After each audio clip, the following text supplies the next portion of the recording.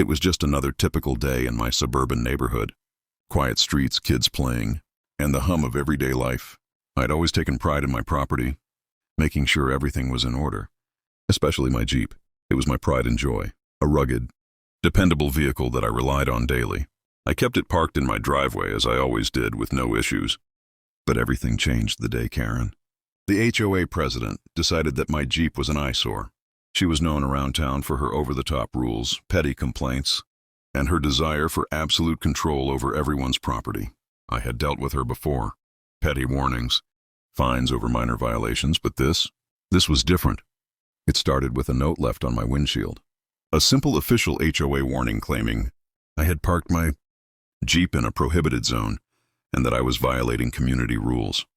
I ignored it, thinking it was just another petty complaint from Karen. I had explained to her before that my driveway was my property and I was within my rights, but she never listened. Then the next day I noticed my lock was broken. Someone had cut the padlock on my driveway gate. My heart sank.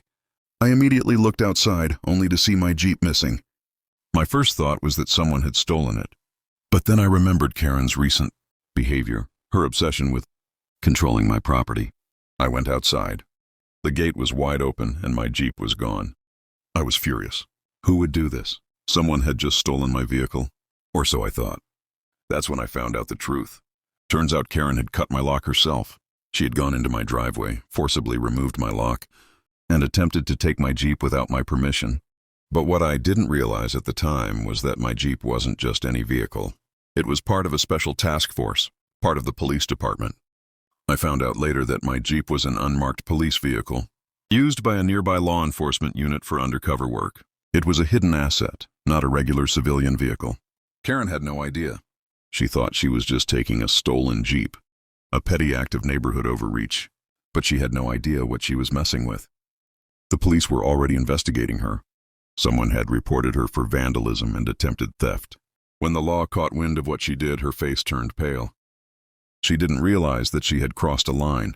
She had no authority, no right, and definitely no idea what she was dealing with.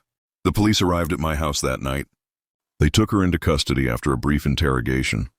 Turns out her petty obsession with control had led her to try and commandeer a police vehicle. Her actions triggered a criminal investigation, and she was looking at serious charges, vandalism, theft, and even attempted abduction. Meanwhile, I was left stunned. My Jeep, the very vehicle I relied on every day, was gone. But I knew one thing: I had to fight back. This wasn't just about property anymore. It was about standing up to a bully who thought she could do whatever she wanted. I immediately reached out to the police department, providing them with all the evidence, photos, videos, and her threatening notes. I also contacted a legal team to understand my rights and prepare for the inevitable lawsuit that Karen was sure to file. But I wasn't just going to sit around and wait. I started documenting everything. I took photos of the broken lock, the missing Jeep, and her threatening notes.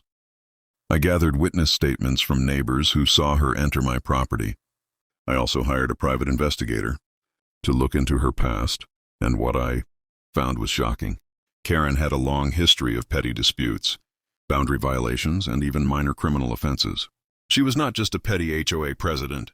She was someone with a long record of overreach, manipulation, and aggressive behavior. The media caught wind of the story.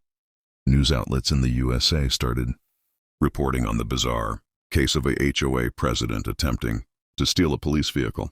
The story went viral. People were outraged. Support poured in from across the country and even overseas.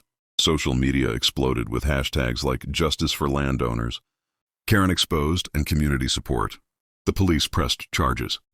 Karen faced felony charges, vandalism, theft, and attempted kidnapping. Her reputation was destroyed overnight, and I finally got my Jeep back with a police escort. It had been hidden, but now it was safe. That moment marked the turning point. I had fought back against a petty tyrant, used evidence, law enforcement, and community support to win.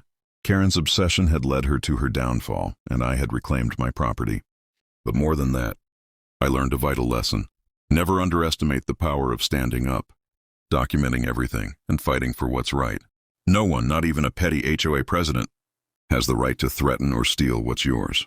This story isn't just about land or a Jeep. It's about resilience, justice, and the importance of community support. And if I can do it, so can you.